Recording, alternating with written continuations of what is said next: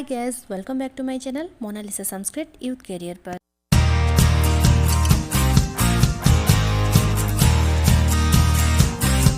तो फ्रेंड्स, आज का जो हमारा टॉपिक है वो है अभिज्ञान शाकुंतलम, ये नाटक का सारांश। तो फ्रेंड्स, आप जब संस्कृत के छात्र हैं तो ये नाम सुने ही होंगे अभिज्ञान शाकुंतलम, क्योंकि किसी भी एक कॉम्पिटिटिव एग्जाम की आप तैयारी कर रहे हो, चाहे आप टीजीटी का हो, चाहे पीजीटी या DSSS किसी भी एग्जाम का संस्कृत रिलेटेड दे रहे हो तो अभिज्ञान शाकुंतलम तो कोर्स में होगा ही होगा। ऐसा नहीं हो कि कोई कॉम्पिटिटिव एग्जाम हो संस्कृत रिलेटेड और अभिज्ञान शाकुंतलम ना हो। तो इसलिए ये जो टॉपिक है ये बहुत ही इंपॉर्टेंट है, तो थोड़ा सा पेशेंस के साथ देखिएगा लास्ट तक वीडियो को, इनमें से प्रश्न तो आएगा ही आएगा। तो चलिए स्टार्ट करते हैं आज के वीडियो को। अभिज्ञान शाकुंतलम जो नाटक है ये अत्यंत प्रसिद्ध ग्रंथ है और इस नाटक को रचना किए थे कालिदास ने। कालिदास को उपमा कालिदासस्य भी कहा जाता है क्योंकि ये अत्यंत प्रसिद्ध कवि है संस्कृत जगत में। इस संस्कृत नाटक का इंग्लिश अनुवाद किए थे विलियम जोन्स ने और इस अनुवाद करने के बाद उन्होंने कालिदास का जो ये रचना है, इस रचना को देख के उन्होंने कालिदास को शेक्सपियर उपाधि दिए थे। अब कालिदास के ऊपर ज़्यादा कुछ नहीं बोलूँगी मैं, क्योंकि ऑलरेडी मैं कालिदास के परिचय में ये सब बता चुकी हूँ। अगर आपने उस वीडियो को नहीं देखे तो उसका लिंक मैं डिस्क्रिप्शन में दे दूँगी, एक बार जाके उनके परिचय देख लीजिएगा। ये जो अभिज्ञान शाकुंतलम नाटक है इसे में 7 अंक है और इसका जो उपजीव्य ग्रंथ है वो महाभारत के आदि पर्व है। इस नाटक का नायक है राजा दुष्यंत और नायिका है शकुंतला। ये जो 7 अंक विशिष्ट नाटक है इसमें से चौथा अंक जो है ये अत्यंत महत्वपूर्ण है। और आप सभी ने जानते होंगे किसी भी ग्रंथ का आरंभ करने से पहले एक मंगलाचरण किया जाता है, क्योंकि ये कहा जाता है मंगलम आचरति इति मंगलाचरणम, यानी ग्रंथ को मंगल रूप से संपादन करने के लिए अर्थात विघ्न समाप्ति के लिए किसी भी ग्रंथ रचना करने से पहले मंगलाचरण किया जाता है। और ये जो मंगलाचरण है ये 3 प्रकार के होते हैं, एक तो नमस्कारात्मक, दूसरा है आशीर्वादात्मक और एक है वस्तु निर्देशात्मक। तो ये जो अभिज्ञान शाकुंतलम नाटक है ये इसमें जो मंगलाचरण है, या सृष्टि सृष्टुराद्या बहुत विधियुक्तम या हवीरा चौधरी, ये जो मंगलाचरण है ये आशीर्वादात्मक मंगलाचरण है। मंगलाचरण के बाद प्रथम अंक शुरू होता है और उस समय राजा दुष्यंत जो है वो हिरण का शिकार करते हुए कर्ण ऋषि के आश्रम में प्रवेश करते हैं। तो उस समय आश्रम के जो ब्रह्मचारी है वैख्यानस, वो आकर कहते हैं राजा आपका जो ये शस्त्र है ना वो किसी भी निरीह प्राणी को मारने के लिए नहीं बल्कि शत्रुओं के संहार के लिए है, इसलिए इस हिरण को ना मारे। दूसरी तरफ शकुंतला जो है वो पेड़ पर पानी देती है और उसके पास एक भ्रमर तभी आता है और शकुंतला तभी कहते हैं कि इस भ्रमर से मुझे बचाइए। उनकी जो प्रिय मित्र है अनुसया और प्रियंवदा वो कहते हैं तुम्हें बचाने के लिए तो स्वयं राजा दुष्यंत ही यहाँ पे आए हुए हैं। तो ये सब दुष्यंत छिपकर सुनते हैं, एक पेड़ के पीछे छिपकर वो सुनते हैं।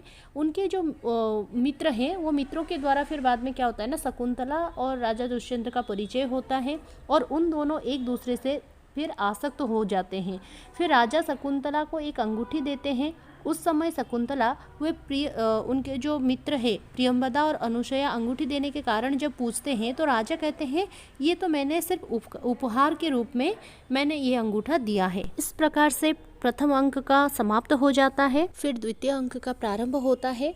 राजा जो है वो तो ऑलरेडी शकुंतला के ऊपर आसक्त हो चुके होते, तो द्वितीय अंक के प्रारंभ में राजा जो है वो विदूषक के पास बैठकर शकुंतला के विषय में उनकी जो प्रशंसा करते हुए उनके सौंदर्य को वर्णना करते हैं। फिर बातों बातों पर कहते हैं पता नहीं ये किसके साथ उनकी प्रणयन होगा। फिर विदूषक कहता है कोई उसके हाथ ना पकड़ ले उससे पहले आप ही उनको क्यों नहीं अपना लेते हैं।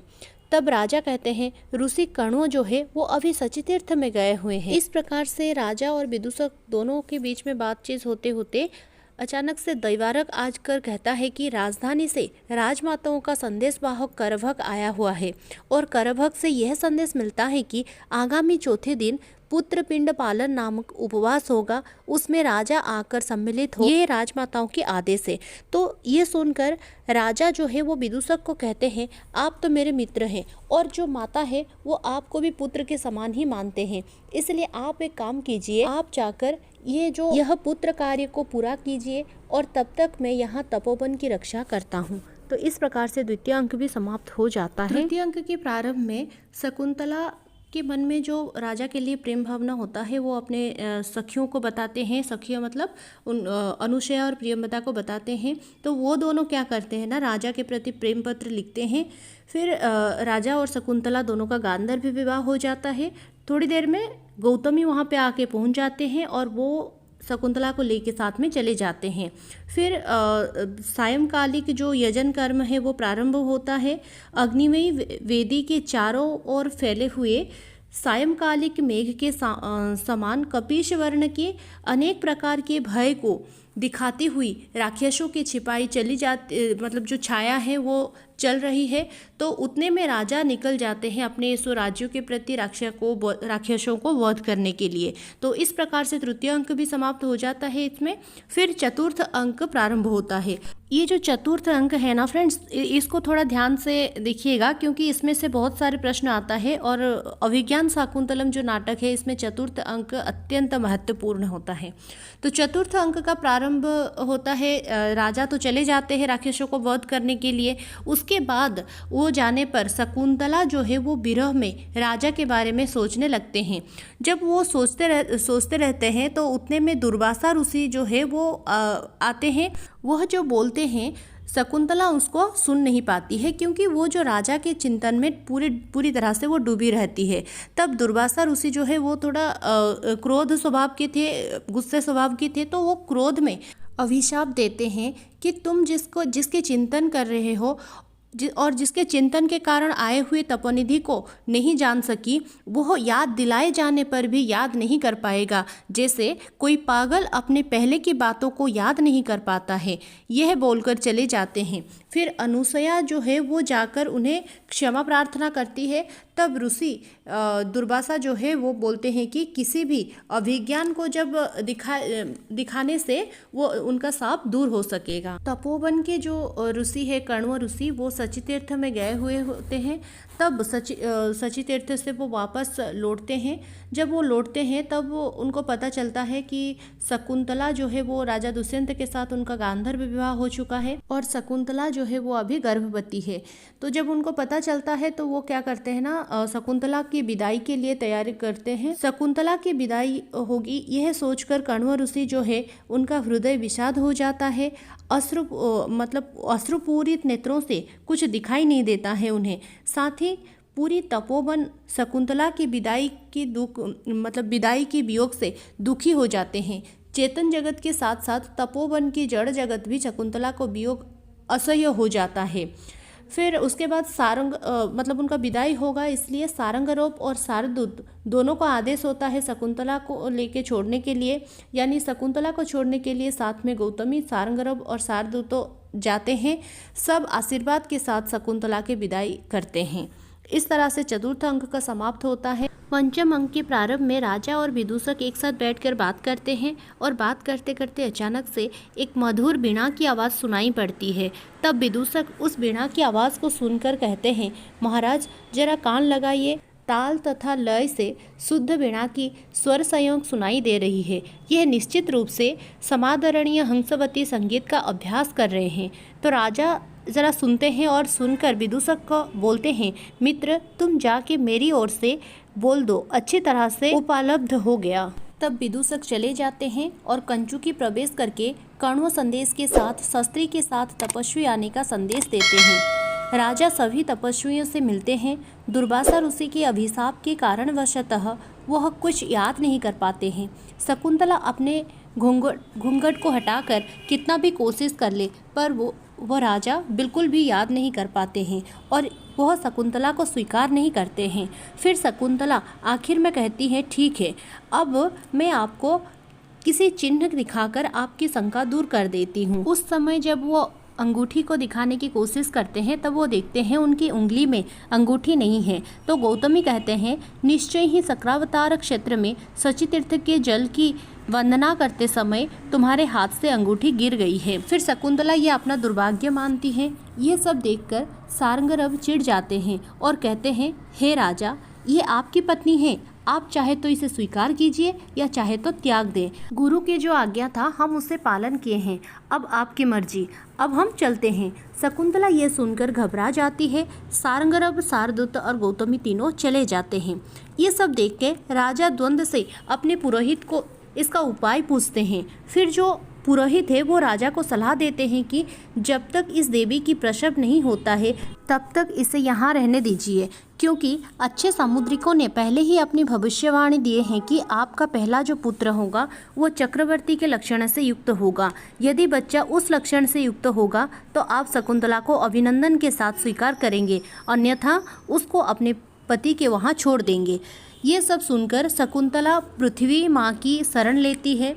स्त्री के आकार वाली अप्सरा के भांति कोई तेजपुंज उसे गोद में बिठाकर तिरोहित हो गई। इस तरह से पंचम अंक का समाप्त हो जाता है। उसके बाद एक धीवर ने मछली को टुकड़े टुकड़े करते समय उसे एक अंगूठी मिली। उसको जब वो बेचने के लिए लेकर जाता है तब राजा के दोनों सिपाही उसे पकड़ लेते हैं और वह अंगूठी के बारे में पूछते हैं। फिर अंगूठी प्राप्ति की बात सिद्ध हो जाता है। उसी समय जो साप है वो अभिशाप नष्ट हो जाता है और राजा शकुंतला को याद कर लेते हैं। तो जो षष्ठ अंक है उसके प्रारंभ में राजा जब अंगूठी को देखते हैं तो उन्हें याद आ जाता है कि वो शकुंतला को एकांत में विवाह किए थे, तो अब उनको परित्याग करने के दुख में वह बसंत उत्सव के लिए मना कर देते हैं।